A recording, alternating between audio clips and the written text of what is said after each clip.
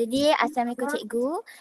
So sebelum kita mulakan, saya nak ucapkan terima kasihlah sebab bersedia untuk kongsi pengalaman dan pengetahuan cikgu dengan kami. Dan saya juga ingin memohon maaf sebab kita orang lambat, kami ada masalah teknikal sedikit. Jadi tanpa membuang masa, mari kita mulakan dengan soalan yang pertama.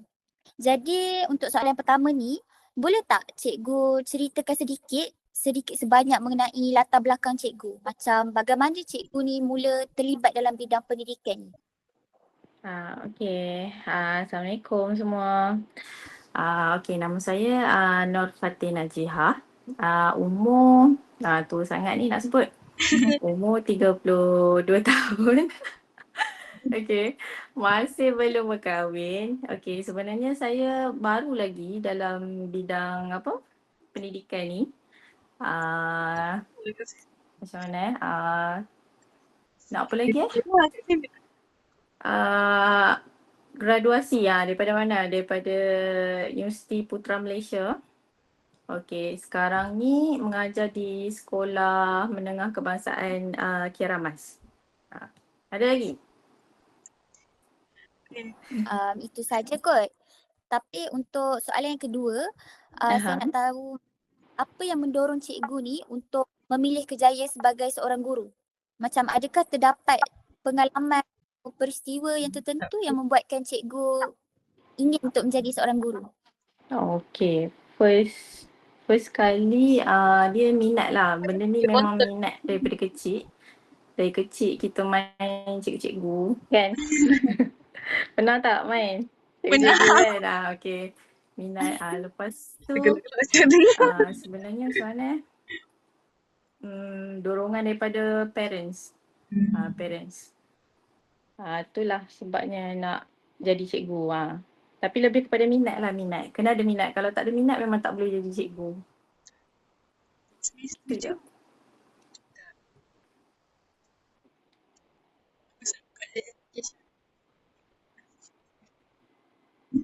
Ada lagi ya? Okey, terima kasih. Tapi bagi pendapat cikgu, apakah macam sifat atau nilai yang tidak sepatutnya ada pada seorang guru ni? Macam yang boleh menghalang seorang guru tu pada jalankan tugas dengan baik? Okey, first kali sifat yang tak patut ada dalam jadi seorang cikgu ni, dia macam mana? Sifat pemarah. Marah. Dia jadi cikgu ni dia kena sabar. Kita sekarang ni kita faham kan budak-budak zaman sekarang ni tambahkan sekolah menengah sangat mencabar. Macam mana kita nak kena bergelut dengan emosi budak-budak kan. Jadi kena sabar. Sangat-sangat. Itu memang nasihat first lah saya nak cakap kalau untuk adik-adik ni kan. Kalau nak jadi cikgu, first kali kena sabar. So sifat kita yang pemarah tu, barai memang kena buang lah. Yang tu satu. Lepas tu apa lagi apa lagi yang tak patut ada tu? Berkira. Okey, berkira kerja. Sesama rakan. Yang tu. Yang tu sesama rakan guru lah. Jadi guru ni kita jangan ingat kita mengajar je. Kan sekarang ni adik-adik tahu kan kita sekarang ni kita buat kerja apa? Pengkeranian. Kita buat apa lagi? Macam-macam lah sekarang kan. Jadinya satu tu jangan berkira kerja. Kalau kita berkira kerja memang tak seronok. Tak seronok nak mengajar kat sekolah. Itu dua tu lah yang penting. Okey, kalau macam untuk cikgu pula, apa macam pengalaman yang paling seronok atau pengalaman yang paling bermakna sepanjang cikgu mengajar tu, sepanjang cikgu menjadi guru? Okey, dia pengalaman paling seronok ni bila kita mengajar budak dapat menerima. Yang tu first lah. Sebab kita memang fokus kita mengajar lah kan selain pada benda-benda lain. Pencapaian budak tu lah. Maksudnya dari segi pemahaman terhadap subjek yang kita ajar. Lepas tu yang kedua sekali bidang kurikulum. Macam saya pegang saya pegang bowling.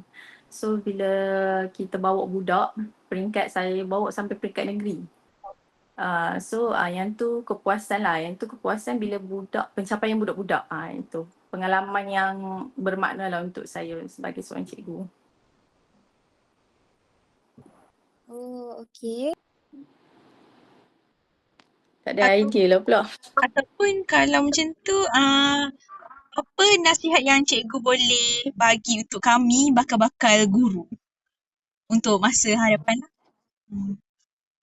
Oh, nasihat. Okay, nasihat dia adik-adik kena ada apa? Satu memang macam saya cakap tadi, first kena ada minat lah. Minat. Lepas tu kesabaran. Apa lagi lagi satu kena bersedia untuk belajar. Maksudnya kena sentiasa belajar. Kita ni walaupun kita macam adik-adik sekarang tengah belajar kan dekat universiti. Okay. Lepas adik kata apa dah graduate, lepas tu bekerja, kita masih kena belajar. Belajar tu sampai bila-bila kena belajar. Itu kena adalah lagi satu kena ada sifat rendah diri. Rendah diri. Maksudnya rendah diri ni kita orang baru, kita kena sentiasa kena cari ilmu. Lagi satu, kita jangan anggap lah macam kan kadang-kadang budak-budak kita mengajar lepas tu ada teguran pada budak-budak ataupun dia bertanya soalan apa-apa kan. Kita tak boleh jawab benda tu. Kita jangan ada rasa orang kata apa? Marah ataupun kita rasa macam geram lah kenapa dia tanya macam ni kan. Tak perlu ada perasaan macam tu. Kita kena ada rasa rendah diri. Kita boleh je sebenarnya terima orang kata apa? Teguran ataupun pembaikan daripada murid. Macam tu. Itulah kena ada sifat rendah diri. Okey. Oh, begitu. Oh, faham. Okey, saya ambil nasihat tu untuk diri saya dan kawan-kawan saya juga. Terima kasih cikgu. Assalamualaikum. Selamat malam cikgu. Waalaikumsalam. Selamat malam juga. Okay, sebelum kita mulakan saya nak ucapkan terima kasih lah banyak-banyak sebab sudi join wawancara kami, tolong kami untuk jawab soalan-soalan. Alright, okay. Terima kasih juga sebab sudi jemput saya untuk jadi orang kata tetamu lah pada wawancara anda pada hari ini. Okay, sebelum saya mula tanyakan soalan kepada cikgu, boleh saya minta izin untuk rekod kita punya interview ni? Boleh, saya tak ada masalah. Boleh. Okey, kalau macam tu kita mulakan lah untuk soalan pertama. Okey, untuk soalan pertama yang saya nak tanya, okey, untuk boleh cikgu ceritakan tak sedikit tentang latar belakang cikgu? Okey, latar belakang saya ya. Alright, okay. Nama saya Farah Umairah binti Lokoman. Saya berumur 21 tahun dan saya merupakan bekas mahasiswi dalam jurusan pendidikan awal kanak-kanak di Universiti Pendidikan Sultan Idris dan kini saya sedang melanjutkan pelajaran saya dalam bidang pendidikan kaunseling dan bimbingan di Universiti Pendidikan Sultan Idris juga. Jadi sepanjang tempoh saya menjadi mahasiswi program Diploma Pendidikan Awal Kanak-kanak di UPSI, saya telah menjadi guru taska sebanyak 2 kali dan menjadi guru tadika sebanyak sekali. Oh, cikgu merupakan cikgu tadika lah sebelum ni. Ya, saya teacher tadika, betul. Di mana tu cikgu? Saya tadika yang saya ajar dekat Bangi, dekat Bangi. section 4. I see. Okay, saya nak tanya, apa yang buatkan cikgu rasa macam nak jadi seorang guru sebelum ni? Maafkan saya. Okey. Apa yang membuatkan saya rasa saya nak ambil kerjaya seorang guru sebagai profession saya ya? Okey. Sebenarnya saya akan cakap minat lah kot. Okey, tak ada kot. Saya minat sebenarnya. Saya minat kanak-kanak. Saya sangat minat kanak-kanak sebab saya rasa mereka ni merupakan satu ciptaan Tuhan yang sangat-sangat unik dan saya rasa macam kalau kita kaji pasal mereka ni terlalu banyak benda yang boleh buat kita belajar benda baru. Jadi saya mengambil keputusan untuk ambil pendidikan awal kanak-kanak sebab saya nak jadi orang kata penyelidik kanak-kanak.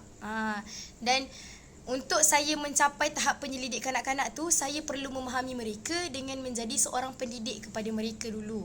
Lepas saya jadi pendidik, barulah saya boleh orang kata belajar, tahu macam mana kita nak kenal kanak-kanak ni. Kemudian saya sambung ke bidang kaunseling dan bimbingan untuk saya kenal lebih mendalam, untuk saya tahu mendalam lagi tentang kanak-kanak, dan insya-Allah doakan saya supaya suatu hari nanti saya boleh menjadi seorang penyelidik kanak-kanak yang berjaya, insya-Allah. InsyaAllah cikgu. Okey, untuk pendapat cikgu, bagi pendapat cikgu, apa sifat atau nilai yang tak patut ada pada seorang insan guru? Seorang insan yang bakal bergelar guru ataupun seseorang insan saja? Seorang insan yang bakal menjadi seorang guru. Alright. Okay. Cikgu ni merupakan satu figura yang sangat penting dalam aspek pendidikan. Jadi bagi saya, seorang guru tu tak sepatutnya ada sikap prejudis dengan dia punya orang kata pelajar ataupun murid-murid dia. Seorang guru ni dia perlu bersifat adil terhadap semua pelajar dia. Sebab apa? Sebab kadang-kadang kan kita boleh nampak cikgu ni dia ada pilih kasih sikit di antara pelajar dia. Agak dia rasa pelajar ni menyenangkan hidup dia, menyenangkan kerja dia, dia sayang pelajar ni. Agak dia rasa pelajar ni macam nakal sikit. Macam kenapa So dia macam okay, tak apalah, aku tolak dulu pelajar ni. Dia rasa pelajar ni macam boleh lah, dia boleh belajar, dia boleh dengar apa yang aku ajar. Okay, dia sayang pelajar tu. Ada pelajar yang dia rasa macam ajar 10 kali pun tak faham, jadi dia ketepikan pelajar tu. Jadi benda tu akan mempengaruhi perkembangan pendidikan pelajar-pelajar tu sendiri. So bagi saya, seorang guru dia mesti adil terhadap semua pelajar-pelajar dia, dan paling penting dia mesti ada sifat rasa sayang dekat pelajar dia. Sayangkan pelajar ni bukan sayang orang kata dalam situasi yang romantik, bukan. Dia sayang sebab dia rasa macam dia perlu memberikan ilmu kepada pelajar tu, sebab pelajar tu perlukan ilmu daripada dia untuk kehidupan mereka. Okay. Macam perlu ada nilai empati lah dalam diri. Betul, empati sangat-sangat penting. Lagi-lagi kalau kita duduk dalam sektor pendidikan awal kanak-kanak kan. Sebab saya adalah graduan pendidikan awal kanak, jadi saya punya perspektif tu lagi meluas dalam aspek pendidikan kanak-kanak. Jadi pendidikan kanak-kanak ni lagi mencabar. Kita orang kata bergaul, kita bekerja rapat dengan kanak-kanak yang tantah belum tahu pun lagi macam mana nak ekspreskan emosi mereka, belum tahu lagi macam mana nak beritahu apa yang mereka nak. Jadi situasi tu sangat mencabar. Tapi insya-Allah kalau ada sifat adil, sifat sabar, sifat orang kata kasih sayang, rasa empati dalam hati tu, insya-Allah semuanya boleh berjalan dengan lancar, insya-Allah. InsyaAllah.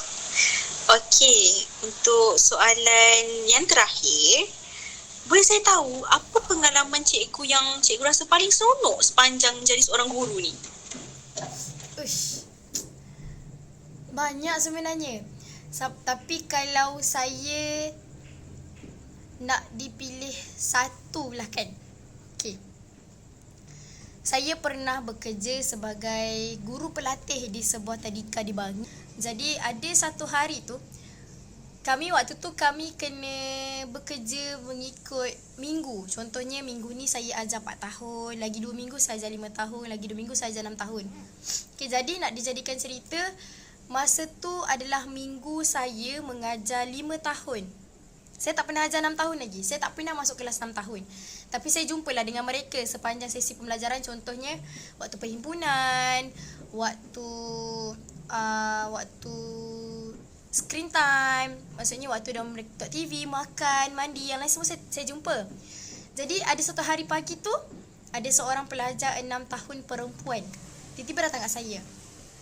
Teacher, saya ada hadiah untuk teacher. Budak tu speaking. Dia cakap macam ni, teacher, I got something for you.